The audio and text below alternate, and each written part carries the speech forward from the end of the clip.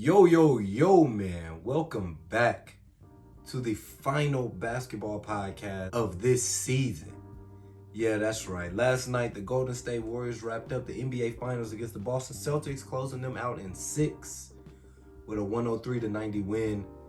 So today, we will talk about the greatness of Steph Curry, the Warriors dynasty, and what this means for Boston moving forward.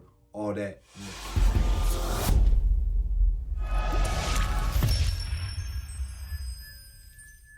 All right, so first off, man, let me start off by saying, I love the game of basketball, right? I love the game of football. I love sports. I'm truly passionate about it. I'm a little nerdy about it. So yesterday and the Super Bowl are my favorite days, non-holidays, non-birthdays, just regular days. But crowning a champion in the sports world is amazing to me because you see what makes grown men cry. You know what I'm saying? What makes grown men cry is them giving their whole life to something, dedicating their whole life for something, all their family time, all their free time as a kid, training hours and hours on end, the bond you build with the guys around you. And once you finally host up that Lombardi, that O'Brien, you know what I mean? It's a different feeling. So shout out Golden State. You know what I mean? I had them in 7. They took care of business. Boston folded, however you want to phrase it, but they won. So big game for them. They went on a 21-0 run there. Ever since 2 minutes and 27 seconds left in the first quarter, right? And they ended the first half on a 52-25 run. So let's just say, safe to say, the Warriors were ready. Boston did make it a game. They came back a little bit that game, but we'll get to Boston. But this pod, bro, it's not even gonna be so much of a Game 6 review because Game 6 is over. It does us no good. The NBA season is over. That was the last game. So this would just be more of a overview of the Warriors and the Celtics. This series, previous seasons. But, let's start where we need to start, and that's Steph Curry. You know what I mean? The Stephen Curry, 31 points a game, 6 rebounds a game, 5 assists a game. Shot 48% from the series. Would have been a part of the 50-40-90 club. He 2% short on the 50. But really, he was 85% from the line. That's not Steph Curry But amazing numbers, you know what I mean? And as I said earlier, he's a superstar. Everyone's now tweeting and etching his name in history as one of the top 10 greatest players ever. But what I said was he was in a position where literally he had to carry his team to a championship. You know what I mean? And I put him in the names with Kawhi Leonard, LeBron James, Michael Jordan, Kobe Bryant, right? All top of the top guys who had to at one point carry their team and wield their team to a championship. Steph Curry never had to do that, right? The 2015 Kyrie and K-Love go down, so nothing's given, but that's a pretty good advantage for Golden State. They come back the following year, they lose 3-1, so he obviously didn't lead them to anything except the defeat. Then the next 2 seasons, they get Kevin Durant. So, they all say they're not easy, and winning the championship is not easy. It's 100 games around that. That's not easy. But the talent level was so much better than everybody else's that you could, see why we could think that was easy. So again, he didn't have to lead the Warriors past the Cavs those 2 seasons. Now, KD leaves. Klay tears his ACL. Klay's recovering from his ACL. Klay then tears his Achilles. So now Klay is out again. Steph comes out in whatever. It might have been Game 5. I think he literally played 5 games. Or he played the tail end too. I don't remember. But Steph comes out. He breaks his hand. It's just Draymond, right? And Draymond, as great as Draymond is in his role, Draymond needs superstars to be productive, right? So out there with a bunch of guys finding their rhythm. It was just some down years for them. And then for him, in the front office, of course, but to put this team together, but then for him to wield this team, he finished it off last night with 34.7 rebounds, 7 assists. I think Andrew Wiggins was the next guy in line. He had 18. That was the whole series. You know what I mean? The whole series, it was Steph up here and then this huge gap between him and the next leading scorer. The thing is, Golden State, they're saying strength in numbers, right? So it would be Steph Curry all the way at the top leading in points. And then it would be a huge drop off with the next guy having around 23 to 18 points outside of Wiggs when he went for like 28 or 26, whatever it was. But the thing is, that's where all their guys fill in. You know what I mean? That is strength in numbers, you know? And to my point I've made in previous pods about a super team, you heard Klay, post game, he was saying that, this team runs like 9, 10 deep. Their depth is a key reason why they're able to keep going all game, subbing guys out and have faith in every single person who comes in that game.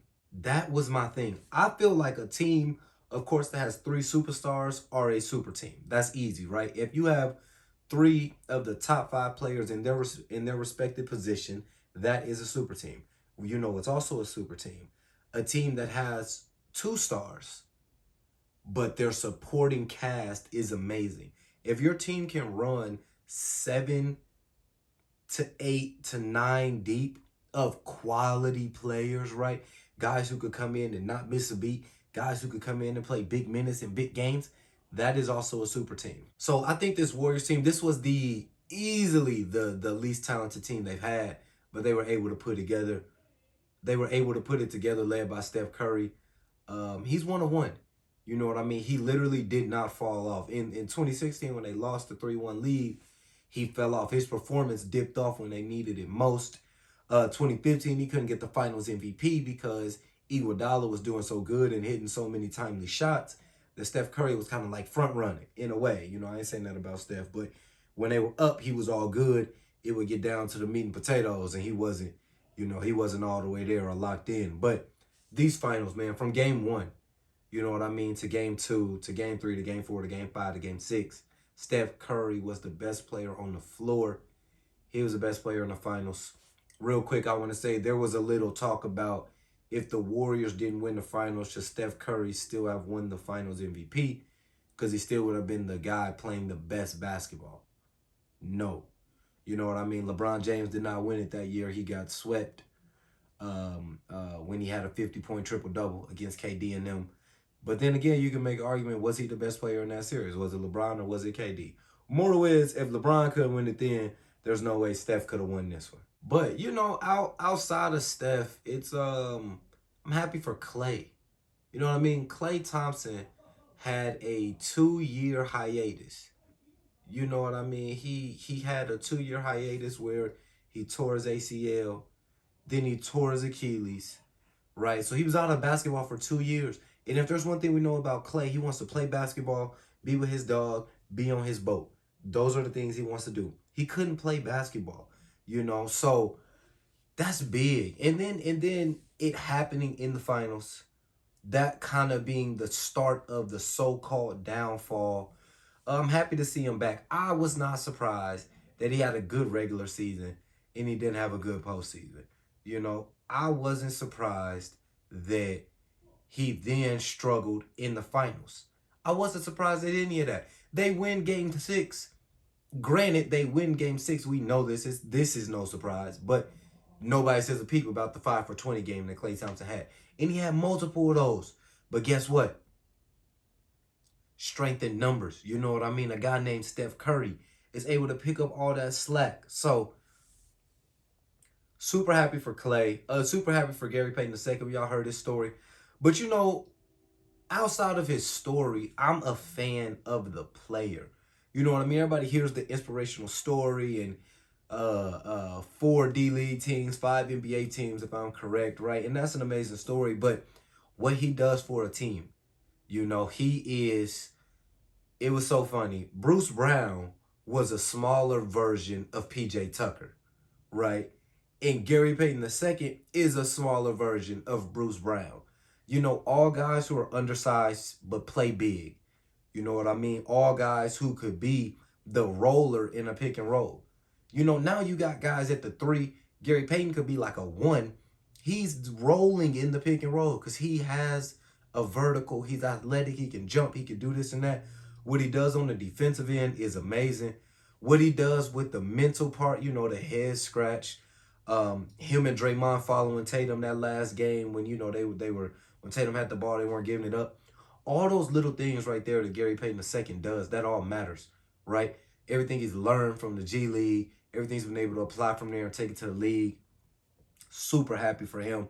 Andrew Wiggins, you know what I mean? Maple Jordan, the next Mike, whatever you want to call him, but a dude who in Minnesota was asked to be the superstar, right? Was asked, hey, we need 30 from you.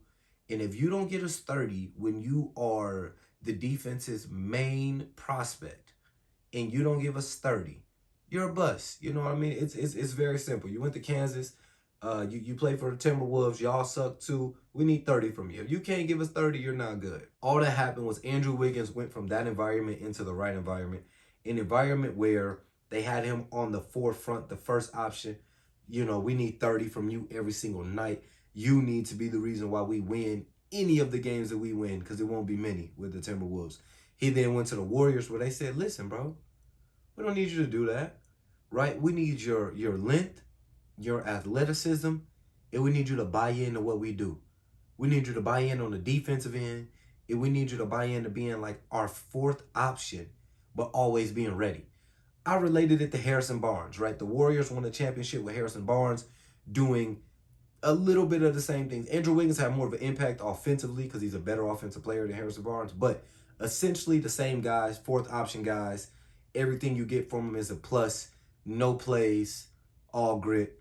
You know, shout out A-Wig. Shout out Kevon Looney. Played all 82 games. You dig what I'm saying? And he was big. You know, didn't start, but definitely played a lot of minutes because Boston, you know, they had their bigs in and everything. But I mean, you know, when you look at this, Golden State was down 2-1. You know what I mean? Golden State was down 2-1. And my problem with Boston is this right here. Multiple times in the series could Boston have put the series away. They could have grabbed a firm hold of this series and put it away for the Warriors, right? So they go up, they still gain 1 on the Warriors' home floor. Much like they did Brooklyn, imagine when they come back and they go up 2-0 on the Warriors and now put the Warriors in a position where they have to win 2 games at TD Garden. They have to, because now Boston is getting closer to 4 games really quick. You're looking at 3-1, that could get bad fast. So when they're up 1-0, you know, with an advantage to go up 2-0, they fail to make that. So the Warriors tie at 1-1. They then take the lead and go up 2-1. When they have the chance to take a series advantage from 2-1 to 3-1 and really take control of the series, they don't do it. Tatum and Brown don't show up. The squad doesn't show up. They tie it, you know, the Warriors tie it 2-2. When they have a chance to then be in the lead and take control of the series again, push it to 3-2, they're in front. I mentioned earlier, this is your first time being here. You don't want to play a seasoned team like the Warriors and play from behind. They then give up game 5. They then gave up game 6. They ended up losing 3 straight games when they were yet to lose consecutive games in the postseason at all until they played the Warriors. You know what I mean? So, hey, you know, make it do what it do. Last but not least, shout out Draymond Green. If anybody knows me, I'm a Draymond fan. It's weird. I know it's not many Draymond fans, but those kind of players aren't valued enough, right? A guy who, again, no plays, right?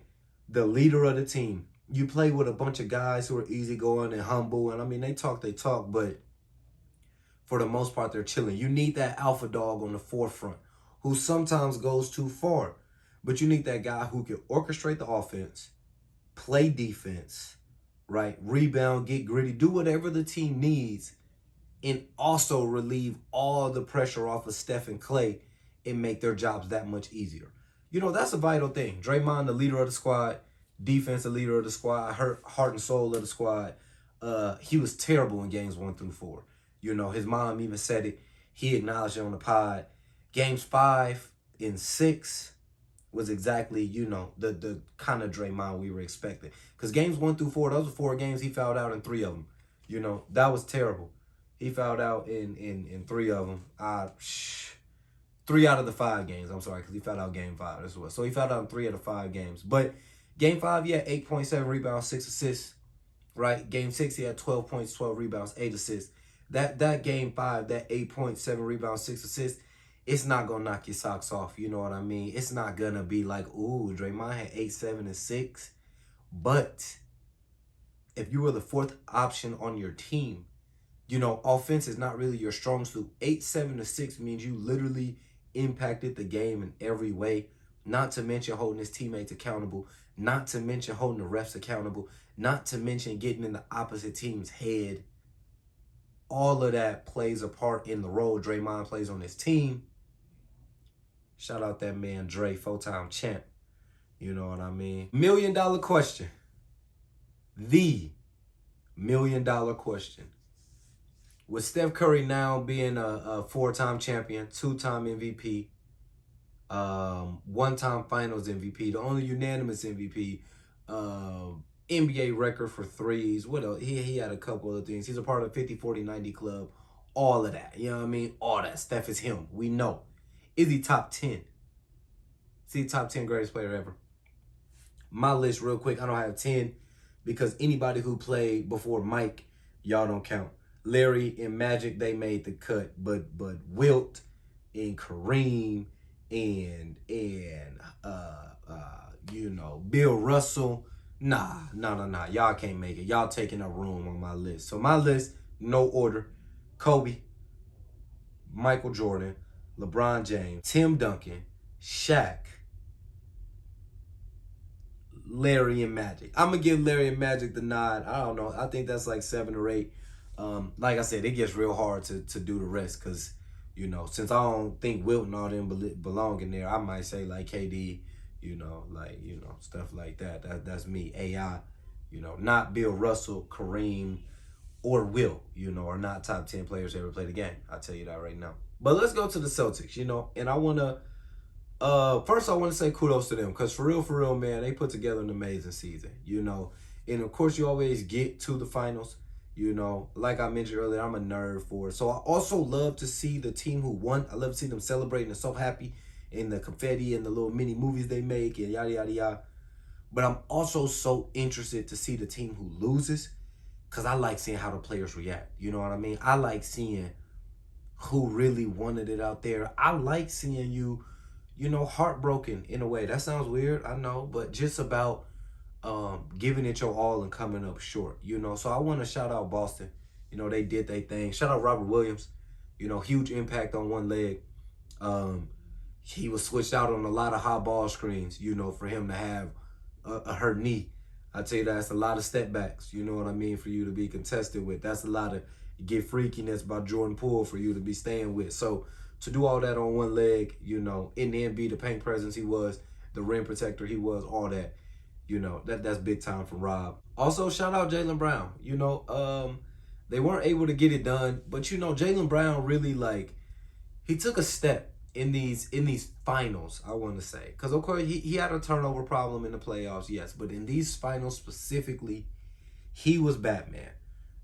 As we know now, Tatum didn't exactly play his best basketball, but Jaylen Brown was the guy game 1 when they were down against the Warriors, keeping it close. You know what I mean? And then they eventually had that run. He was the guy getting consistent offense. He was the guy really being the aggressor. He was the guy seeing that, okay, Tatum is not rolling right now. You know what I mean? What am I going to do? Am I going to sit here and wait for Jason Tatum to just start hooping? Or am I going to start hooping? And Jaylen Brown averaged 23.5, 7 rebounds, 3 assists on 43% shooting. He had 1 30-point game. And he had 3 20-point games. You know what I mean? So he had no problem scoring the ball, But let me flip to his counterpart real quick, and then I'll go back to Jaylen Brown. Jason Tatum. I'm not gonna be extra here because he's 24 years old. You know what I mean? He's 24, and he averaged 21 points a game, 7 assists, 7 rebounds on 36% shooting. So there are a lot of bad things with that I just said right there. One, as I mentioned, he's 24. He's going to grow from this. That team will be back. They have what it takes offensively, defensively. They just kind of ran into a wall. But Jason Tatum, okay, so 21 points. He is the quote-unquote Batman, right? He's the leader. He's the first option of that team. You come out, you're averaging less than Jaylen Brown, who is the second option. That's problem one. So you didn't get what you wanted from him in the scoring column. Problem two is that you then go across the board and he averaged 7 assists. And while everyone's looking at that and being so, happy and optimistic about the playmaking leap he took, that's not the Jason Tatum you want in the finals, right? The Jason Tatum you want in the finals is the same Tatum you've been getting. 4 assists, 3.8, 4.5 assists. That's where you want Tatum to live. The question becomes, did he have the 7 assists because of what was going on his team and about them telling them like, hey, they're going to throw multiple defenders at you. Trust your teammates. Find the open guy. Because that was an emphasis. Watching the finals, they kept saying like Jason Tatum's giving the ball up early and that's great and that's this and that's that. Game 1, he had 13 points. He had 3 for 17 shooting night, but he had 12 assists, so it made it better. But moral is, when they were throwing these multiple defenders at him, he was getting rid of the ball quick. My question is, was that because of Boston's offense or was that the Warriors' defense, right? Kind of knocking him off of his game. Because there were times he had mismatches on Steph or on Jordan Poole or easy shots that he didn't take and he was passing them up to shoot more difficult shots. So, is that a little bit of Sam Darnold? You know what I mean? I'm seeing ghost. Maybe Tatum has seen them playing so well defense for however many games that it started to psych him out. You know what I mean? Because he wasn't hesitant on shooting the ball, but he wasn't having the greatest shot percentage. You know what I mean? Or the shot selection. It was like a lot of the open shots he had, he was passing those down. A lot of mismatches he had, he was passing those up to then work the ball around, and maybe get a more difficult shot.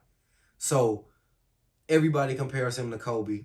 This is not a knock. I'm just saying Kobe mentally is aggressive enough to know if you send 2 at me, that means I'm shooting over double teams, right? And I will make the right play, but you're not going to make me make the play that you want me to make. I'm in control. Jason Tatum has the ball. He's on offense. He's in control. 7 assists is too much. It sounds weird, but that's not what he's, built to do. That's not how this team is built, that Jason Tatum does a little bit. He averages 21, and then he dishes it all off to us, and we all get involved. Role players help you go to the championship. Stars win you the championship. I don't want to put it all on Tatum, but the lack of production from Jason Tatum is a big reason why the Boston Celtics did not win the NBA championship. Because you can flip that on his head and say, without Golden State, the Warriors would have got swept. Like I mentioned, Steph was the leading scorer every time, and there was a huge gap for 5 out of the 6 games between Steph and the next leading scorer. So, Tatum will grow for it. Yeah. I think where else this was key, though, is that Boston needs a point guard, right? Marcus Smart took also huge leaps, right? You can really see everything aligning that Marcus Smart took huge playmaking leaps. Jason Tatum also took huge playmaking leaps. The reason why all these guys are making huge leaps playmaking-wise is because they don't have a playmaker. You get a playmaker who, there was times they had Steph on Al Horford. There was times they had Steph on Jason Tatum. There were times where if you get a true point guard, a true playmaker, he's going to be able to be like, oh, hold on, no, is that Steph on Al? JB, come through here, go left, dump it down to Al. You know what I mean? Like, there's a guy who can orchestrate everything. Too many times the ball was in Tatum and Brown's hands, and that doesn't allow them to get a rhythm. That doesn't allow them to create their own shot. That doesn't allow them to get warmed up by getting easy shots. When you put the whole game in your stars' hands, in fact, you're counting on them to make a play, right? To get to a spot and either shoot or pass it. For Tatum, a lot of the times it was pass it. For Jaylen Brown, a lot of the times he was being aggressive. But I said it then when this series started. I'll say it now. There was no way the Celtics could have won the championship with Jaylen Brown being Batman. And it's no knock on JB. It's just not how this team was wired. They were wired with Tatum having around 30 points, 4 to 5 assists, 7 to 8 rebounds. And then Jaylen Brown having around 24 points, 4 assists, 5 to 6 rebounds. That's how this team was wired. They were wired JT, JB. Of course, they could be 1A and 1B on any given night and be interchangeable. When you're talking about winning a whole series in the NBA championship at that, you need your number one to be your number one, and you need your number two to be your number two. It didn't happen. Boston wasn't able to win. Shout out Golden State, full-time champions. Everybody said the dynasty was over. The dynasty can't be over when the dynasty was just hurt. It's very simple. I also seen someone that said Steph Curry wouldn't win another title for the rest of his career. I also heard people say they need to shop Klay. You know? Hey, the Warriors did it. Full-time champs. It etched their names all up there with the greats. But look, man, this is the final podcast of the basketball season. I will be back for football. But in this gap, this little 3-month gap that we have between the end of basketball season and the beginning of football season, I'll be having some fire content coming y'all way. So make sure y'all stay tuned. Drop in the comments maybe what you would like to see. I'm probably going to get back more into like the reactions or analysis or whatever in this meantime. But like I said, drop in the comments videos you would like to see. Be sure to join my Twitter community. Enter only if you love sports. The link will be in the description. As always, leave a like, subscribe to the channel, leave a comment of content you want to see. I'll see y'all next time. Peace.